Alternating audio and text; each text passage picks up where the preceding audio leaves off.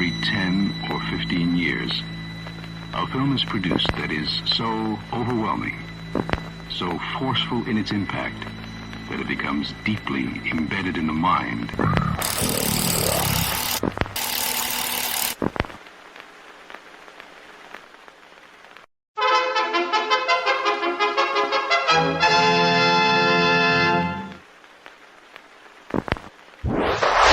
Persons under 18 will not be admitted.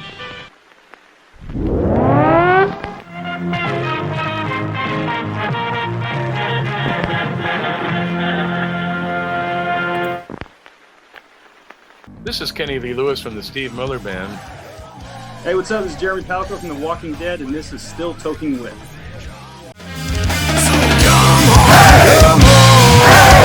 Step it off, break it down and lose it. Come on, follow us to the new revolution. Come on, step it off, break it down and lose it. Come on, follow us to the new revolution. Hey everyone, this is Rich Ramon and you're listening to Still Toking With. Yeah. Greetings, my friend. This is the brain of TV's Pinky in the Brain. Yes, and my human avatar, Maurice LaMarche. Hi, it's Chris Pond, and you're listening to Still Toking With. Hey, this is Eric Rolon, voice of Kendo Rappa on My Hero Academia, and host of the Tough Love Podcast. You're listening to Still Toking With on the Dorkening Podcast Network. My crew is ready to obtain the absolution, removing any doubt that we resemble fooling. What's happening, everybody? Yeah. Well, Hey! It's still July, so we're still celebrating America's 250th. It's not just one day, folks. It's the whole fucking month. Period. I'm super excited about tonight's guest. She has literally done everything. I'm going to leave it there because I can't step on the man himself's, introductions. So the flashy one that looks like he's super flashy tonight, Mr. Jeffrey Mark. I'm just feeling blue. Hey folks, hey cats and kittens, welcome. And I'm excited too, because we are bringing you the McFunny people. We're bringing you the McFunny because we have as our guest a lady who's an actress, a comic. It's hard not to laugh. Just, and she's pretty, which is unusual for comics. She's pretty and she's funny. Our guest, let's say hello to Annie McKnight. Hello, thank you so much for having me. How's everybody? We're doing good. We're doing well. And thank you for taking time out of your busy schedule to come up here tonight and have some fun with us. Yes. I'm here with the fires. If it wasn't you guys, I probably would have canceled. But I'm going through the fire. Through the fire. Annie, let the folks know where you are so they'll know which fire you're talking about. The Santa Clarita fire. And this is it's going on right now as we speak. Yeah. Yes. So if they tell you to evacuate, do it. Don't stay with us. Yeah. Okay. But I'm ready. I'll bet you're all prepared, huh? Yeah, I got my water hose. I'm black. This way is that. Okay. Okay. Already. Yes. You're gonna miss that fire to death. I love it. That's it. I don't know. I mean, she can just go out there and yell at it. It'll probably be scared and run away. I hope so. I got a big mouth, and I'm from Georgia. You know how we are back there. We call the pigs. We call the cow.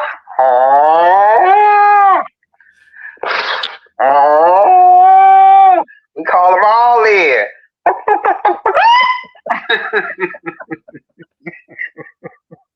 I'm from the country, baby. We got to get them in here, Annie. Get them in. I'm coming, Mom. Were you brought up on a farm, Eddie? Pardon? Were you brought up on a farm? No, but my dad had a farm. My dad had a farm. He was a pig farmer. He raised pigs, and he liked to grow watermelons and peas. Mm-hmm. And fresh so, peas. yes, fresh peas. Garden fresh peas with just a little bit of butter and a little bit of salt and pepper. Oh, yes. You know. All right, is the show over? Because I'm hungry now. I'm finna start cooking that cornbread for you, baby. Annie, if you've got a good cornbread recipe, would you send it to me, please? Okay, I'm gonna send it to you. A good one. Please, because it's from a can, but it's from a can, but I'm gonna send it to you. You know what? It usually every cornbread I've ever had started in a can. Okay. Yes. Yum, yum, yum, yum, yum. Yes. So but I must say, Marie Callender has a good can of cornbread and Jiffy. I must say they are. Yeah, but Marie is not a guest on the show today. You are. No, that's right. So Annie has a great cornbread. There we go, baby. There we go. That's right. So, in case you haven't recognized this amazing guest, folks, she has graced the stages, the comic world. She's a writer, producer, actor / actress, depending on how you want to look at it. But there you go. You've seen her on things like Southland, Everybody Hates Chris, The Soul Man, 2 Degrees, and I could go on and on and on all night long. So if you're looking at her going, wow, she looks really familiar, that's why. Mm-hmm. Hey, geez, read the show notes, folks. No, I'm just kidding. That's right. Do your homework. Annie, which came first for you, the acting or the stand-up? You know, it would be the acting. It would be the acting. I didn't even know I was a stand-up or knew of stand-up because I'm from Georgia, a little old small town, Fort Benning. And my aunt used to call me Bozo because I was the only one that was able to make my grandmother laugh. You know, my grandmother had gotten on in age, and as they said, the old timer's disease. But I was always able to say something, do something in front of her, and she would laugh. And so my aunt, Emma, who was a teacher, she said, we're going to call you Bozo. And so, and I had the opportunity to meet Mr. Bozo when I came to California. I was working at the one day to close the place down. Oh, it was just on the tip of my tongue, at a restaurant there in Beverly Hills. And he would come in there and I was like, is that Bozo? And that was him. It was great to meet him. Mm-hmm. It was great to meet him. Wow. Mm-hmm. Your plays that you have been in, the styles are so different. It fascinates me when I get to talk with performers who can do more than just one thing. Not that doing one thing is a bad thing, but I mean, we're talking Macbeth. Mm-hmm. We're talking, and then a play that most people only know as a musical called Purlie, but Purlie Victorious, the non-musical version. Completely different styles, completely. I mean, it's not like, oh, we need an Annie McKnight type, let's hire her. No, what I'm trying to say is you're a very versatile actress. Yes, thank you, sir. Yes, you're right. And that's it. And I'm happy about that, you know, to be versatile. And I think that was one of the things that helped me propel myself when I moved to California. When I was doing research, and then I'll let Ben talk because I'm all excited because you're in the comedy world. That always excites me. Hey, I'm just having a good time. In doing research, you did a play I've never heard of, which surprises me. And the title surprises me. I would love to hear more about Negritude. Oh, Negritude, yeah. Now that was back in the day too. And what's his name was part of that? Oh gosh, what is his name? He was part of that. I'm trying to think of his son, and he was very well known. I'm sorry, it was so long ago, but they created that. Famous African American actor? Is you trying to come up with? Yeah. I should have brought my notes and stuff. I had my resume in front of me, but Nah, yeah, we're just talking. It was so good, for them to create that and how they did it. It was some of the back in the day of the Black Panthers. Oh, okay. Some of the things that the Panthers went through, and I think that's why they call it negritude.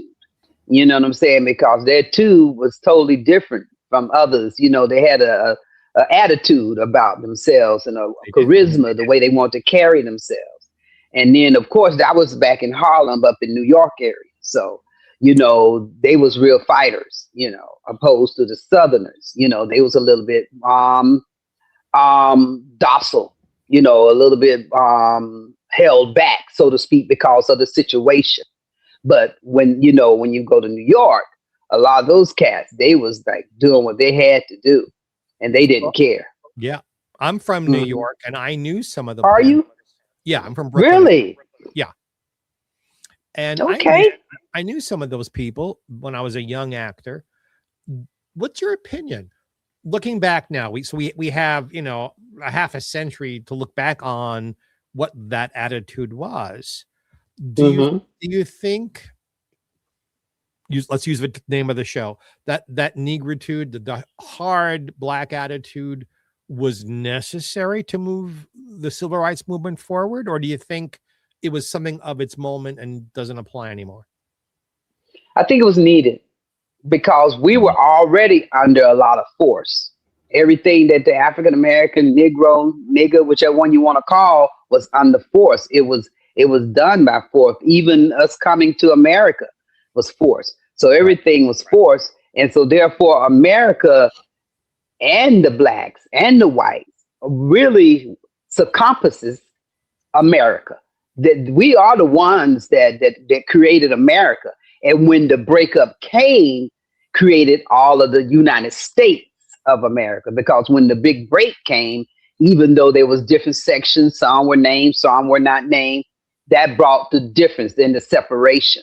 And even if you think about California, how it was so far out to the west, faraway land, so to speak, but and the attitudes are different here than they are in others. And if you go further north, and if you going up in Philly and New Jersey, New York, their attitudes are totally different. Even though they was able to come together, but their attitudes are different. So I think that all that has happened was meant to be, because we do have a great land, with so many different nationalities.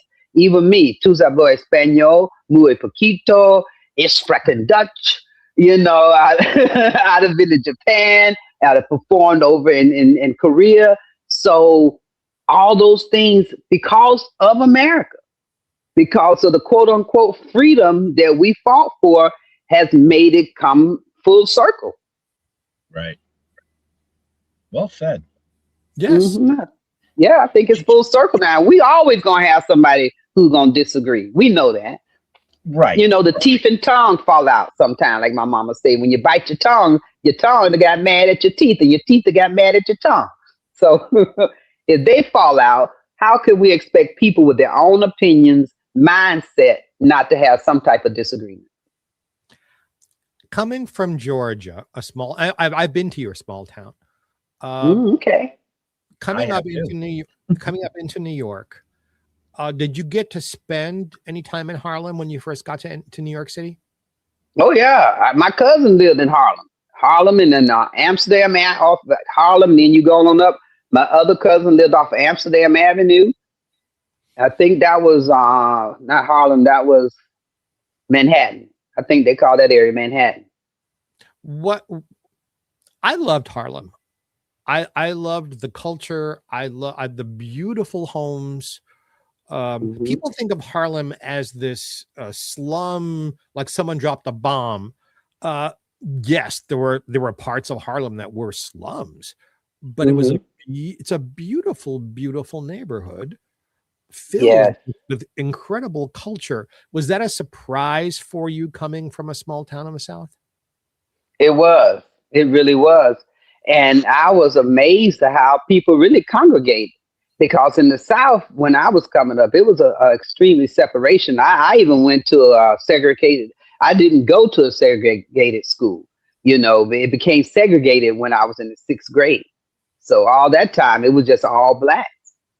And when they segregated it, when I was in the 6th grade, then I had to walk a long ways away from my home, you know, to go to school.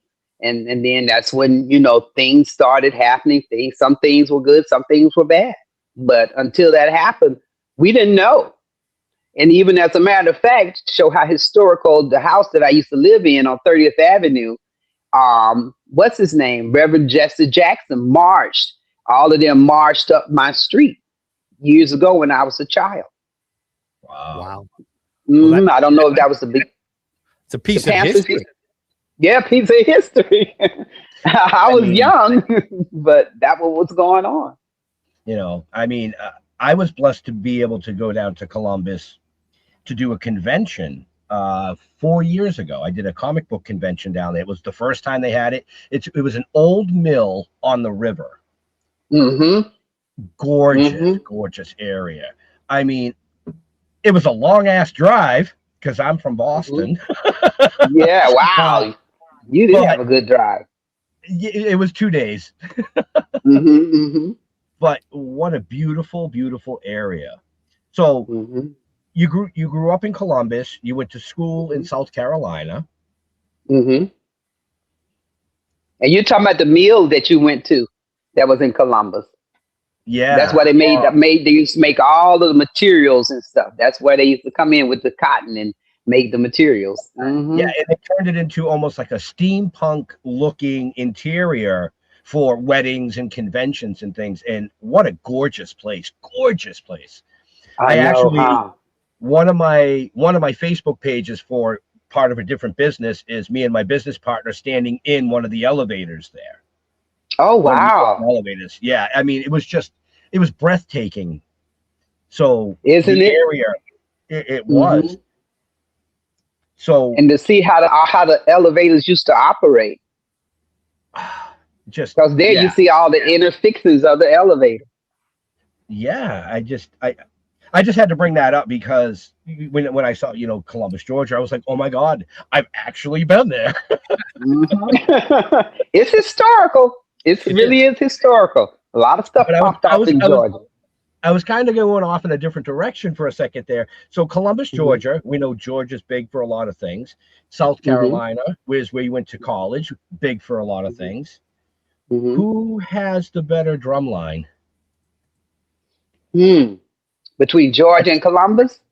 Yeah. No, Georgia and South Carolina? Yeah. I gotta stick with Georgia. I gotta stick with Georgia. Yep.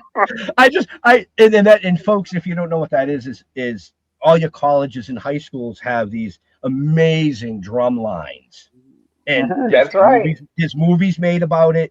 And the reason I bring it up is I love the competitions, the drumline competitions. I love to watch it. I think it is so mesmerizing.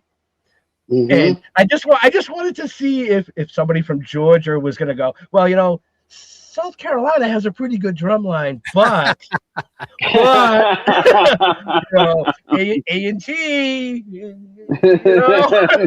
That's it. Georgia's the one. My brother is a percussionist. He used to play the drums.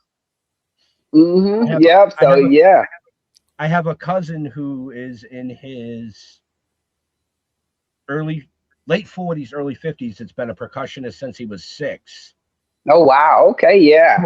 He's toured all over the world with a death metal bit. He plays death metal, but okay, but all right. He started on a drum line here in. I live in America's hometown, Plymouth, Massachusetts. So I'm south of Boston, but it's just one of those things that. And see, this has nothing to do with our guest folks.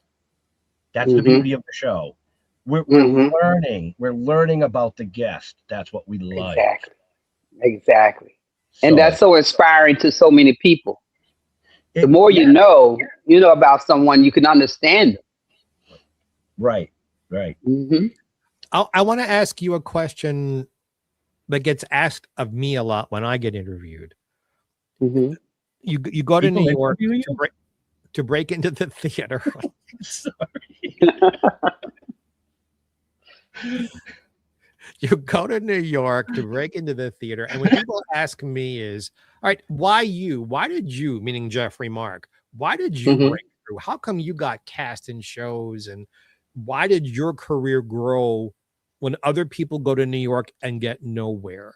Why, Annie, do you think, I mean, you know as well as stiff competition and the old conundrum, they won't cast you unless they can see you in something, and you can't get into something to be seen unless they cast you in something. And there's that catch-22 thing. Now, I was lucky. I got to New York at 17 from being out of the state for a while. The very first show I auditioned for, an off-Broadway musical, I got cast and I was there 3 weeks. How did you break through? How did you break through? You know, it was funny. It came by way of love. To be honest with you, I was going and wanted to and aspired to be a performer, but I was in Georgia. And, you know, people don't believe in too many dreams when I was coming up like that. And for it's just, oh, okay, you're going to go off and be an actress. So what happened, I was dating this guy, and he was from Newport, Rhode Island. And so I had started going to school in Phoenix City at Chattahoochee Community College. I was going to be a radiologist technologist. And so when I was going there, I said to myself, I had to do, well, I didn't say, but the teacher gave me, I had to take a theater class. In one of the theater class, we had to learn a little monologue, and I had to portray it and do it. And I did it. And that's when the bug bit me. Even though I had been doing school plays all through kindergarten, my mother would always put me in the plays and stuff. And I also was a little writer. And I had wrote something when I was in about the second grade called Little Toot. And so time went further on. And so when I was going to college, I decided to become a technologist. And so when I was there, I had to do that monologue. And when I did the monologue, it was like the bug bit me. And I'm like, I like doing this. And so I transferred from CVCC to Columbus College, and I had to do a presentation there. Also, I changed my major, and was in this play. And I did that. But in the interim, all that, I had met this guy, called myself falling in love. So we went to Newport, Rhode Island. That was his hometown. Big mistake. I was only there 3 days. Then he put me out. Hell, a period lasts longer than that. Yeah.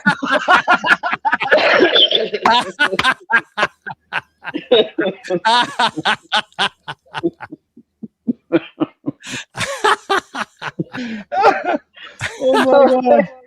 That's great. I know. So, you know, my life hasn't been easy, fellas. You know, so after that, then I praise God. Some relatives was there that was stationed in Columbia, South Carolina. They was working for the Navy, because that was up in Newport, Rhode Island. That was the Navy base.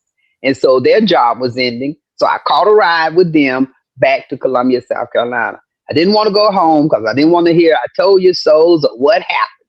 So I went to Columbia, and every night I would cry to sleep, and I would hear on the radio, Sty of the Blind Pig. We're looking for people to play in the Sty of the Blind Pig.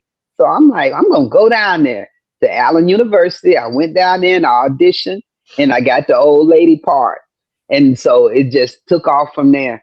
It just took off. Things just started growing. I got out of my funk of being with that guy. And from there, I went to, I had to run for Miss Black Columbia pageant in Columbia, South Carolina. And I did the old lady character, Granny Annie. I did her.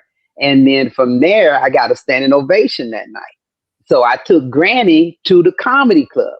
But I was taking Granny because, again, being from the South, so I had my bale of hay, I had a bucket and a scrub board. And so I went down to the comedy club in 5 Points in Columbia, South Carolina. And I had my hay, I had my bucket, and I had my whole scrub board. And after the show, the manager said, he said, Annie, you are so funny. I said, thank you. He said, but you know, you don't need all that stuff you taking with you. You got the hay, you got a bucket, you got a scrub board. He said, get rid of all of that. And I had never been told that before. And because I've been doing Granny for a while, he said, just do stand up. He said, and then see how free you'll be. He said, you wrote all that you said tonight? I said, yes, sir. He said, go and write me 5 minutes and come back and see me in 2 weeks. I said, okay. So I came back and wrote something in 5 minutes in 2 weeks. And he said, you're a stand up. He said, don't forget all that hay and stuff. Don't worry about that, Annie. He said, you're a stand up. And so, boom, that's when stand up came. And I kept Granny one more time. When I came to California, I auditioned for the Gong Show and Granny Annie. Okay.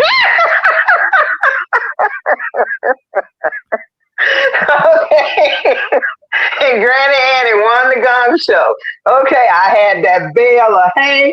I had my scrub boy. And I had my bucket.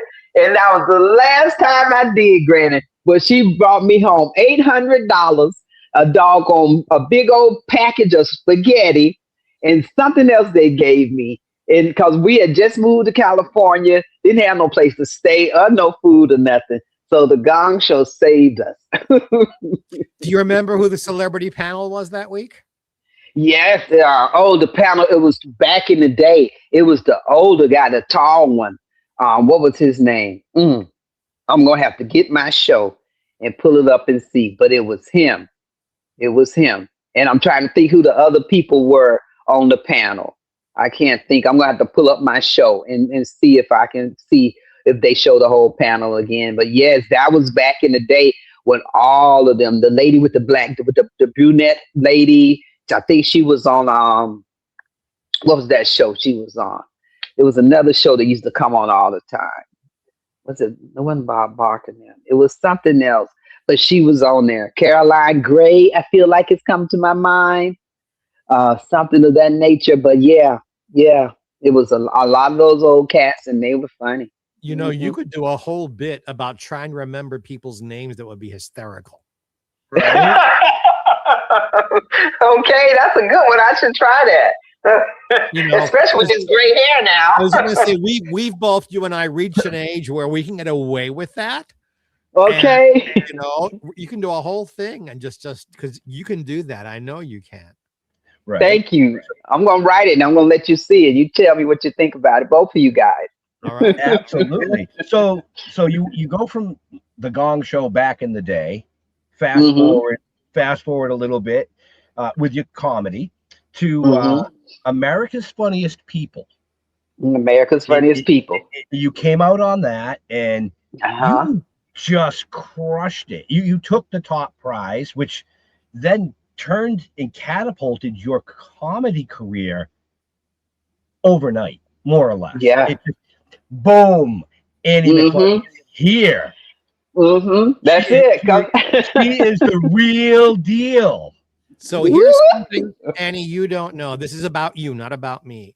The night they aired that episode where you won the money, I was at the Improv with Bud Friedman and 8 or 9 comics. And we were all watching the show together to see you win.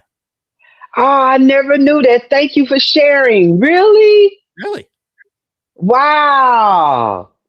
Wow. We already knew you were the winner, but we wanted to see the show where you win. And we were so excited because comics as a group never really had that kind of acknowledgement before. Wow. I mean, there were other talent type shows on television, but not one just about stand-up like that. And we were just, right. So, I personally loved the show because without comedy, without laughter, we have nothing. Amen. This world has nothing.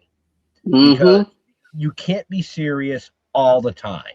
It just, you know, they say comedy is the best medicine, and it really is. You know, it is. I've been working outside in the extreme heat and humidity for like 5 days straight.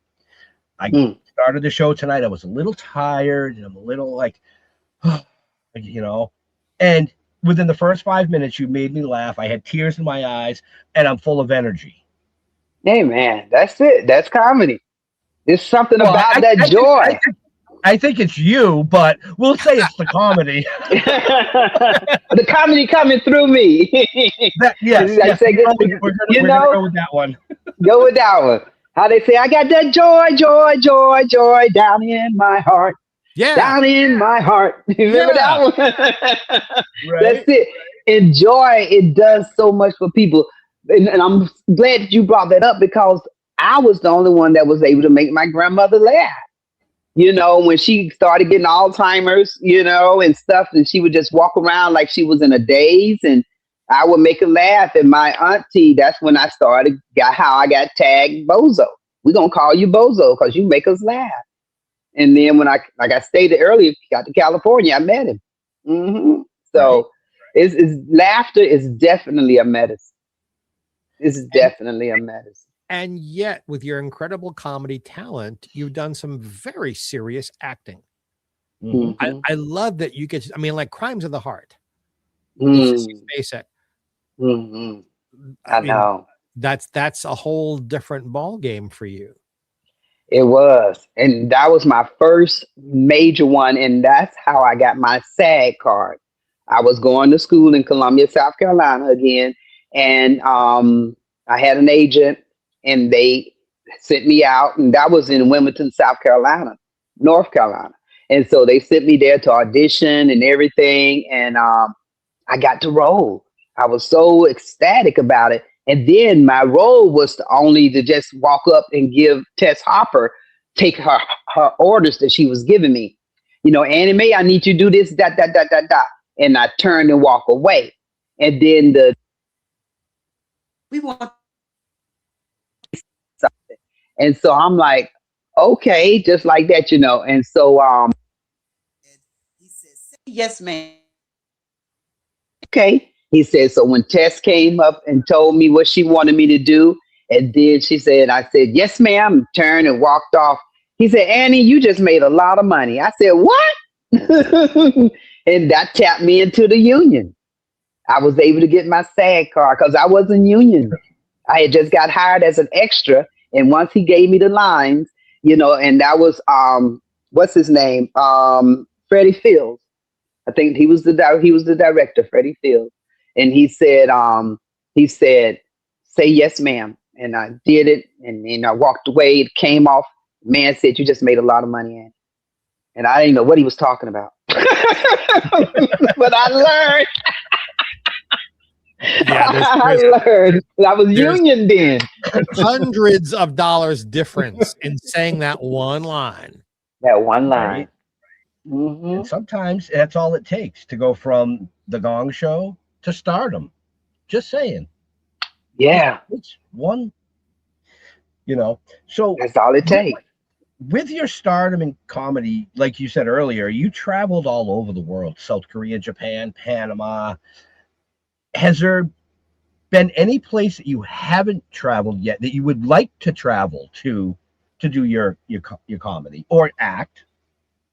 They wanted me to go to was it? Yeah, I went to Korea, over to to Russia. I think it was Russia. Wasn't Russia? Where's that other one? I think it was Russia. But I turned them down because they was letting people. What's the other one? It's Korea, Japan, Vietnam, China. I think it was China that they wanted me to come to. Not Russia, it was China. And so I had traveled so much, and I was like, and then I had started having my children, and I turned it down. I kind of wish I would have went in a way. Because that really would have been a big one. It was big enough to go to Korea and Japan. Right. I was like, oh, woo woo. And then I went twice. They asked to come back again, so I went twice. So it was fun. Comedy can really take you to a lot of places that you would never ever expect to go. Just like me, an old country girl from Georgia, and here I am, went to Korea, twice, Japan twice, you know, having opportunities to go other places and just throughout the country, even within the United States. I mean, just knocked on so many places. It's wonderful. It's beautiful. We're very Really beautiful. lucky people, those of us who get to do these things. We are. We really are. To share the joy and to travel at the same time and to meet beautiful people. Look, if I wasn't doing this, I wouldn't know you guys. You guys wouldn't know me. But because of our camaraderie, what we do in the same thing of laughter and joy to people. You mentioned your kids. Tell us about your family.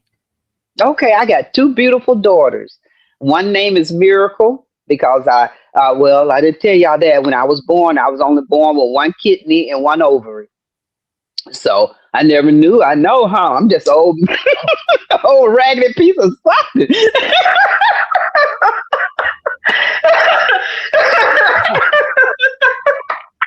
Had a hole in my arm. One kidney. Man. I didn't find out about the kidney until it came time to have the babies. And then the man told me, he said, Annie, you only got 1 kidney and 1 ovary. I'm like, what? No wonder I never got pregnant from them boys.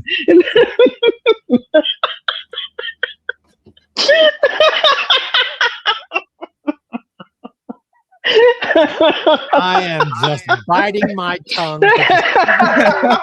Punchlines that are inappropriate for me to say.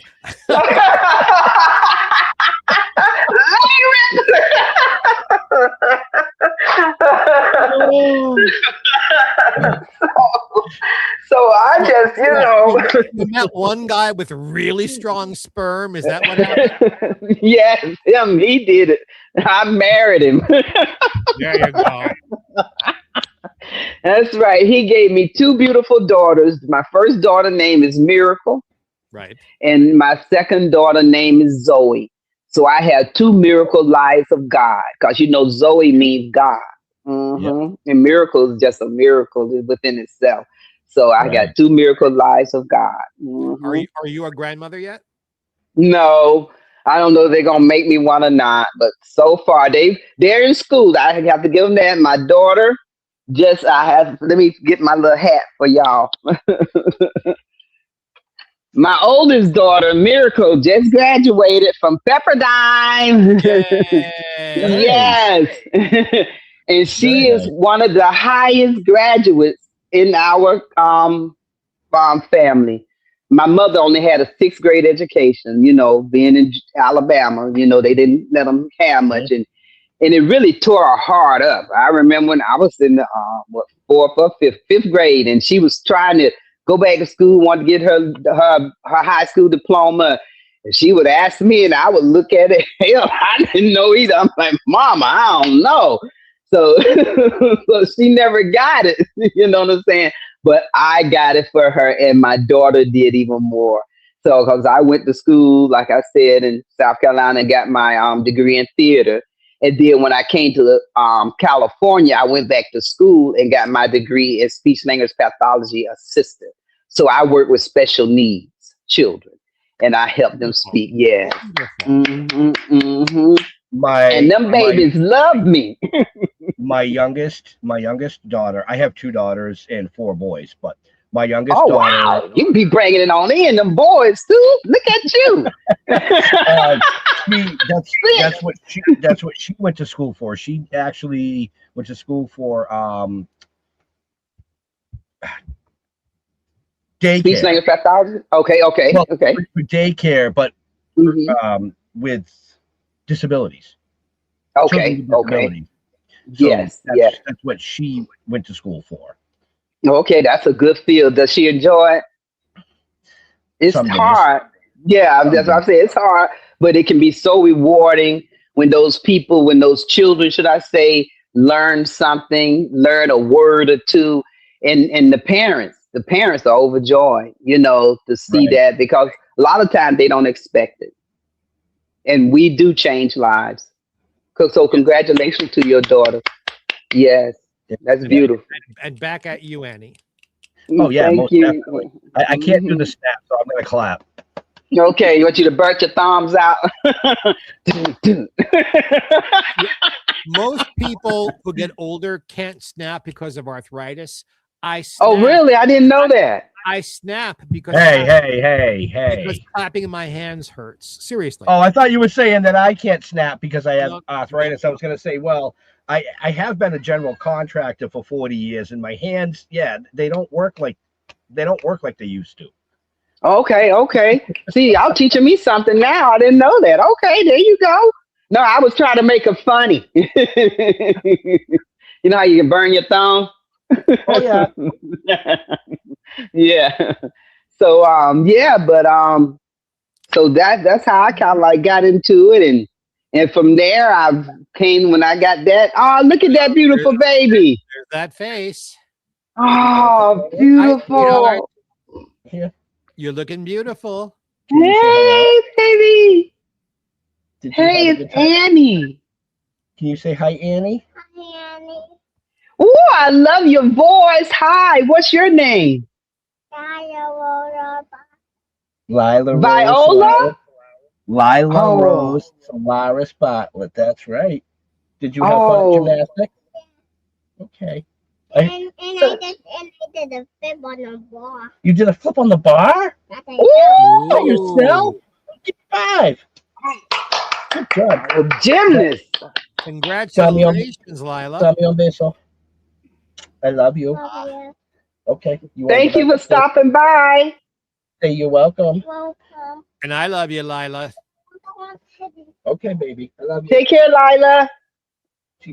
She's beautiful. Yeah. I most shows we do, she comes and makes a little guest appearance for us. And there you go. That face is just so beautiful. It is. She's getting ready, honey. That's what she's doing. She's getting ready. Oh, God is calling her. Coming. Yeah. That's what that is. She's getting ready. That's beautiful. We're already talking about how to get her started, so we'll see. Yeah. Okay. Yeah. There you go. Okay. So my youngest daughter, who's 26, lives with me with my 3.5-year-old granddaughter. Then I have a 28-year-old daughter who lives 10 minutes from here, who also has a 3.5-year-old daughter. So I have 2. Oh, okay. They were born 9 days apart. That's good. So have somebody to play with. It's so important when they're young. They beat each other up. but they need each other. They beat, but they need each other. That's good. Yeah. Especially 2 girls. Yeah, like Jeffrey said, she always comes down, and if she's home, she has to come down and say hi, because she tells me now this is her show. She said, she's already. Oh yeah, she says, no, my show. Ooh. I gotta come down and say hi. I said, whatever. I love it. She already knows she's gonna run things. Oh yeah. Yep. She's getting you prepared for retirement. Yeah, it's called I'll never be able to retire.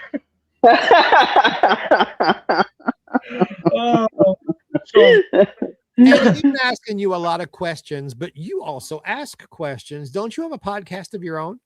Thank you. Yes, I do. And I need to get back on the podcast and figure it out.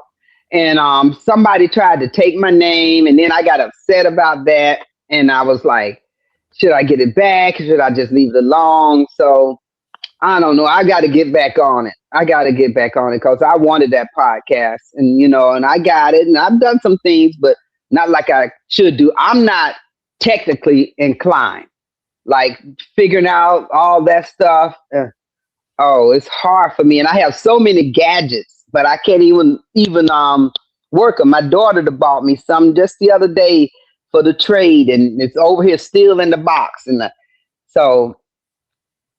I want to do it, but I need help. I'm not technically inclined for that. I got you. If you want to help me, if y'all help me, I'll pay you. Yeah. Annie, you just lit a match that's going to burn. You have no idea.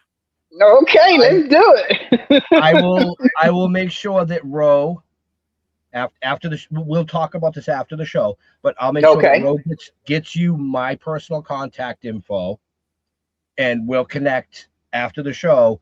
And because I actually produce a show for Jeffrey Mark. Also. Oh, okay. Yeah. Okay. Yeah. Well, shoot, yeah, that's what I need. I need some help. It's bad enough being a woman, and we're not inclined like that. Let them tell it. We're not mechanically inclined. But if you can help me, I'll sure enough appreciate it, and I will pay. Yeah, we'll talk about. Yeah, let's get to talk about it. Yeah, I would love to. Annie, how are you handling? Okay, so your African American thing we've talked about, being a woman we've talked about. How are you handling in our business aging?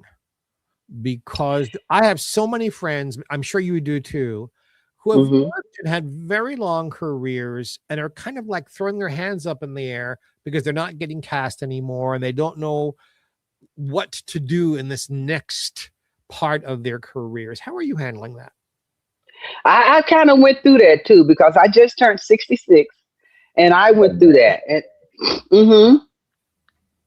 And at first I was like, wow, time has really moved on from the time, like I said, I was a little youngster, early 20s. I was barely 21 when I did Crimes of the Heart. And, I just followed my mind and came out here. And then with all of the changes with the computers and stuff, that wasn't going on when I first started. You would get your sides and you'd learn them and that was it. But now with all this and these gadgets and stuff, it's very challenging to me. My daughter Zoe helps me a lot, but sometimes I feel like I'm bugging her because I know she's doing things as well, but she does help me. And I'm finding that I do need assistance because it's constantly changing. And that's the part that gets me. And I don't like the fact that so many gadgets can go for one thing. That gets on my nerve. Like, why not just have this button is to turn on, the other is to turn off, but that's how it should be. That's how I grew up. But you got this for that, and then you open up a program and it got different of other gadgets that you gotta, and I think it just frustrates me. And I'm a woman, we're not good in all this technical stuff. I'll claim it today. So, y'all men good at this stuff. Who created the computer? Was it a man? It probably was some man that didn't want his wife to get into what he was doing. Who did create the computer? I think I got something to fuss about. It had to be, because they number men working on them. Think about it, ladies. I know some of y'all ladies out there saying, Annie got a point. Yes, think about it. But you also realize, Annie, we have a very, very large audience of millions of people who watch us every week. There's probably 30 or 40,000 lesbians out there. What do you mean women can't handle? What are you talking about? Don't get them lesbians upset. I'd have worked for them too. Okay. So, you name it, I'd have did it, baby. So, in regards to Jeffrey Mark's question, how do us older people handle these things? Well, it's very simple, folks. These three people up here, and a lot of you out there, we're like fine wine. We just get better with the time. That's simple. Yes. We adapt. That's it. And I don't have to have a computer or nothing, a typewriter in front of me when I got my vocal cords, when I can speak. Right. Give me a microphone. I think that's true, what you just said. But these young folks, they came up with this mess. And they know they got us running now. They got us, see. When we just had the analog and then came up with the FM radio, we was cool. And AM. Now they want to have this and that. You can't even just turn on the TV no more without everything. Y'all noticed that? I have to call my daughters. Well, Mama, Dad, I turn it on because it won't work for me. Why is it not working for me? Something's going on. It's a strategy on the old folks. That's what I need to do. I'm going to have to raise some type of strategy to fight back. We're here. We're old, but we're here. And on just on what you just said, I'm in the middle of moving from where I am, fairly local. I'm downsizing from a house into an apartment. The other day, it took me 5 hours, five, just to get the electricity and the gas turned on in my name, because the technology wouldn't give me a person to speak with. And for some reason, both the electric company and the gas company, they're hi, I'm your new virtual assistant, couldn't understand the phrase turn on service. 5 hours. See what I'm saying? And you can imagine what an old bird like me go through. That's exactly what I'm talking about. It's too much. It's too much. You just gave me a huge compliment, and I appreciate it because I am older than you are. You are? Yes, ma'am. How old are you? Older than you are. Come on, Annie. You should know. A lady never tells. Oh, God. Here we go. Okay. I need a toke on that. Oh, really? Oh, it's too big for you? How about this little baby? Don't tell my mama. Oh, that was perfectly placed. That was perfectly placed. Good comic for you, right? Ben and I are very close friends, and he knows I don't take offense. Okay. Because there was no offense meant by it. Of course it not. was just a perfect segue into a comedy banter. Exactly. And everybody laughed. See, the medicine works, folks. The medicine works. That's it. It works. And that's why you guys have all y'all viewers and people watching and want to tune in. Because they know a hit is a hit. Right. You know, and at the beginning of the show, folks, we said that this amazing guest, she has done everything. So we've talked about comedy, and we've talked about her acting abilities and writing and producing. She does behind the scenes stuff, voice where you don't see her. She's done freaking commercials, folks. She has literally done it all. She's worked with amazing people like Kevin Hart, Martin Lawrence. Yeah. I mean, come on. Come on. Matter of fact, go ahead. Go ahead. I was thinking about Kevin Hart's story when they first brought him to California, and it's funny. I started thinking about that. A lot of those young cats, when they come out here, they put them with me. I was young still at that time too, but Kevin, he's a few years younger than I am, and so when he came out here, I was doing a comedy show over off of Pico at the Comedy Union, and who they bringing to? This McKnight, this Kevin Hart. I said, okay, we eye to eye. I'm like, I'm only 5'2". I'm short too.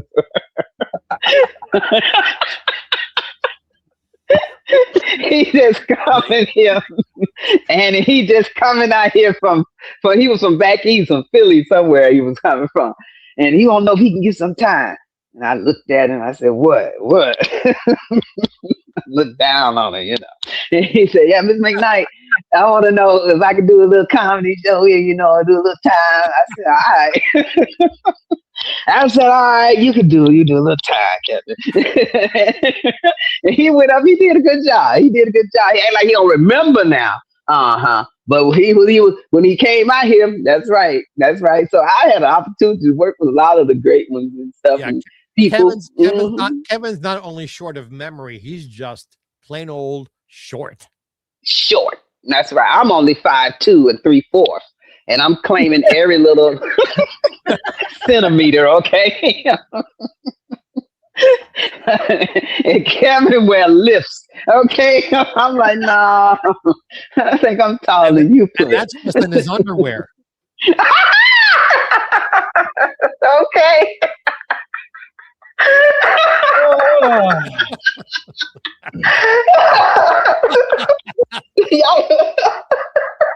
Am I not in there? Come on. I'm the truth. You know it. She's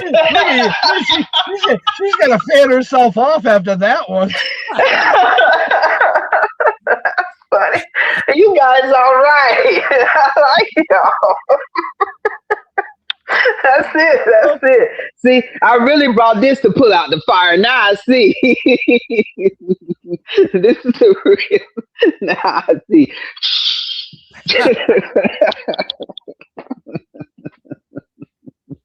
That's right. I would say she's pretty good. She got props. She got jokes.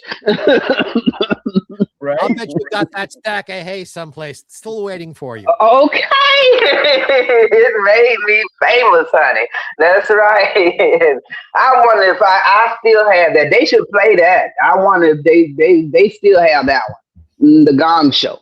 The Gong Show. I'm going to find it. I could see a whole sitcom about Granny Annie. Right. Oh, yeah. Right. Oh, man. When I started Granny, and I started her, like I said, in South Carolina when I ran for the Miss Black Columbia pageant.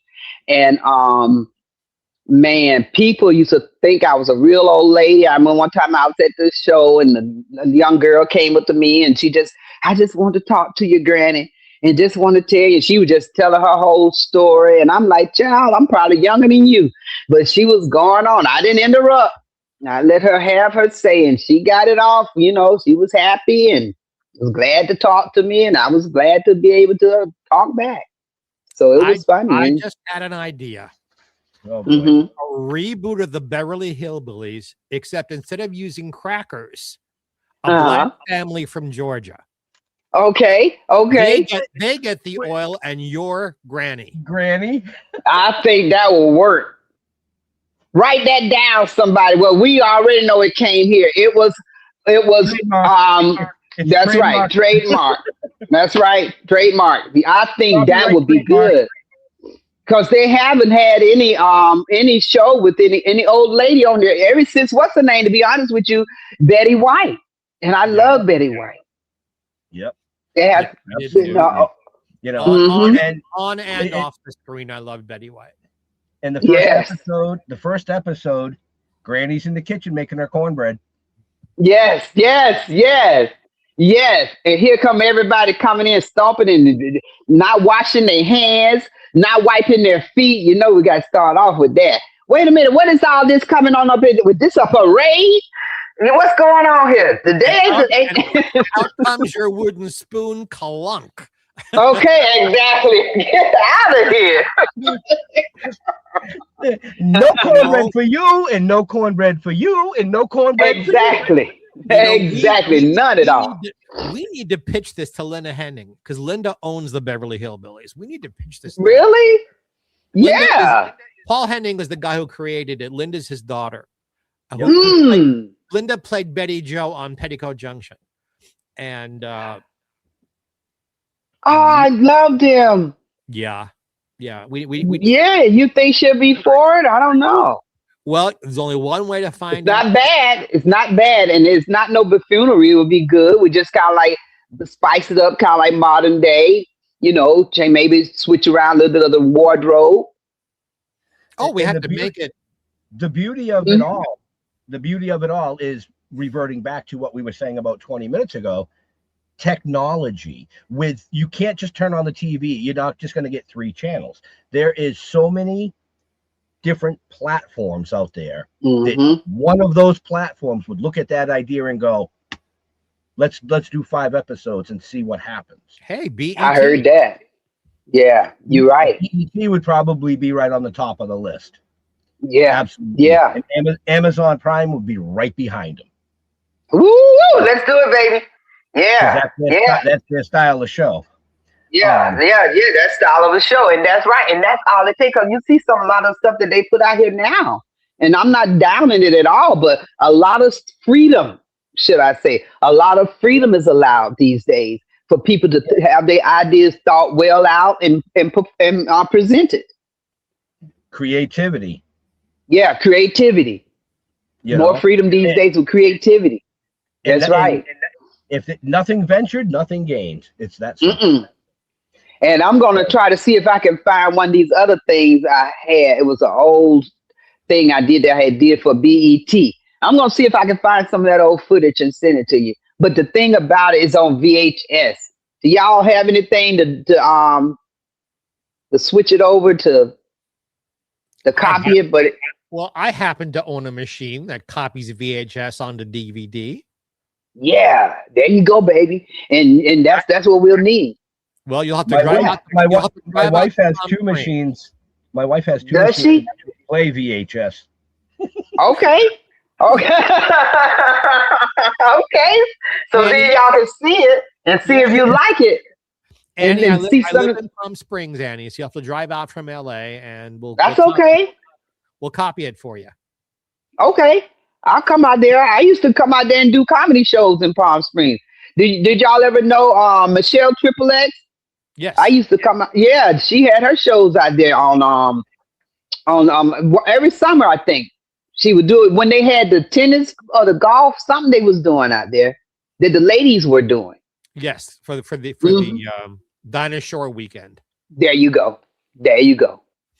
Yeah, a couple of times they booked me to come out there. Yeah. Yeah. So I mean, like, shoot, yeah, man. If we can come up with some stuff and can do it, why not? Why not? Why not? And I got other stuff that y'all probably would like and probably would think about producing, because I done wrote a couple of different things. But got to get somebody that really know what they're doing and can, feel what I feel, and let's get it off the air. And even these days, you don't even have to do nothing but just pick a channel you want to put it on, like you were saying earlier. Yeah. Yeah, you just pitch it to the right channels, and you never know. Yeah. So, folks, we are a little bit over time. We don't want to keep Annie all night because, I mean, we could sit here for hours and chat. Because they holding up my smoking time. Yeah, we're holding up her smoking time. So, after comedy being the best medicine, there's other medicine out there too. So with that being said, if you want to know more about Annie, just check the show notes up above, down below, depending on where you're watching or listening to us. All her stuff is in there. But with that, Mr. Jeffrey Mark, do you have a last question that you would like to ask our amazing guest? After you wipe the tears. My eyes are burning from laughing. What a wonderful, wonderful thing. Well, better your eyes than something else. Thank you. Thank you both. Okay. And thank you for not burning there.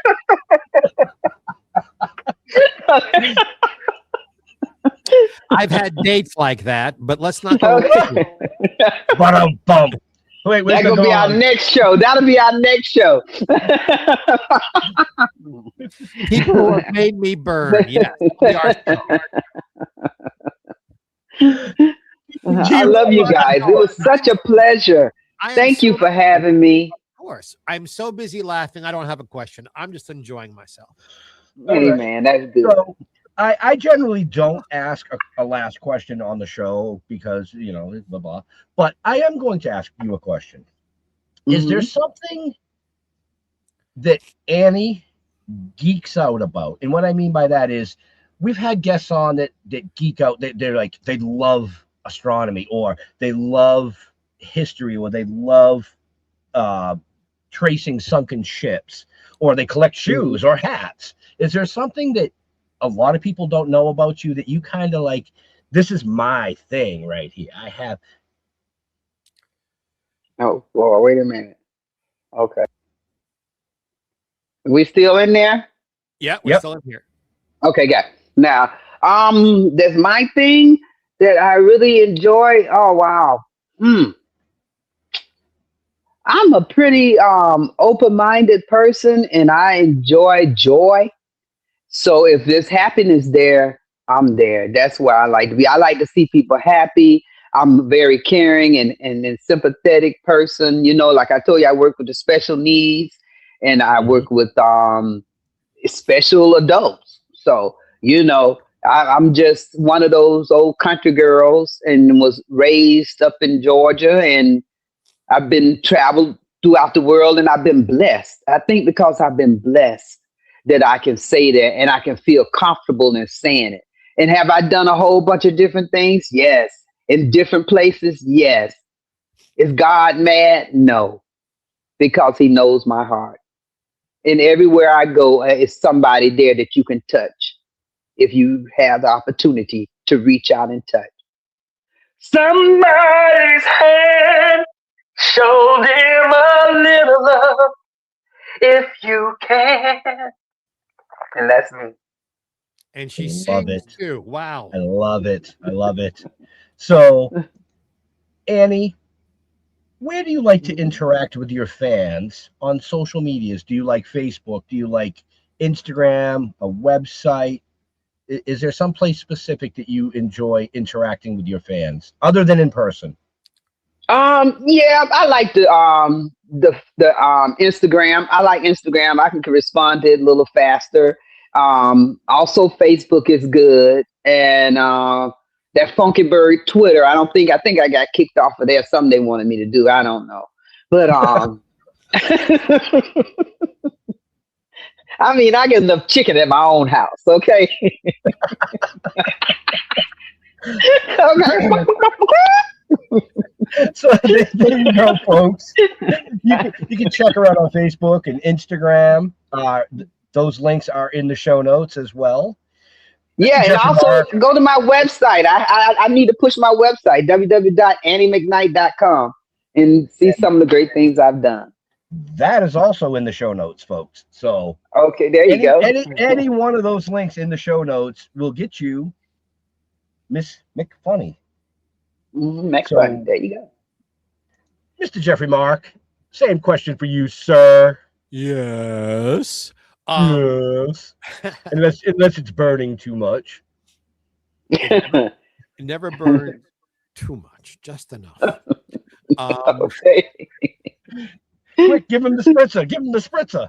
I can use some. Jeffrey Mark, as it is spelled underneath me here. For those of you who are listening only, it's GEOFFREYMARK on Facebook. Jeffrey Mark Showbiz, all one word, on Instagram. And say, if you're having as much fun as we are having here today, I do another show with Ben. At least I do the show and Ben produces it. GPE, Jeffrey Mark Plays Ella. Every week, we play the music of the incredible Ella Fitzgerald on a theme, and I am there to give you insider stories about the music, the songs, and of course, Miss Ella herself, having worked with her towards the end of her career and written 2 books about her. So everywhere you're watching this, every channel, every platform, every network, same channel, you'll see us on Sundays in time for brunch, depending on where in the world you are. And we hope you'll join us for that. And now it's back to Ben. Well, it's actually back to all of us. But as far as we go, stilltoking.com is the easiest. But we are Toking with the Dead on Facebook, Still Toking Productions on YouTube. All these shows that we create are there, archived. You can go back and watch 7 seasons of some of your favorites. Or you can also find out more about the other side of what we do, which is the novel series, the comic book series, the live TV series, the animation, and everything else fun that we do. We want to thank Annie for taking time out of her really busy schedule to hang out, have some fun, hopefully make you laugh tonight. To all our veterans and first responders, we want to thank you for doing what you do so people like us can come up here and do what we do. Stay safe. We'll see you next week. We're out of here. God bless and have a happy. Thank you, Bo.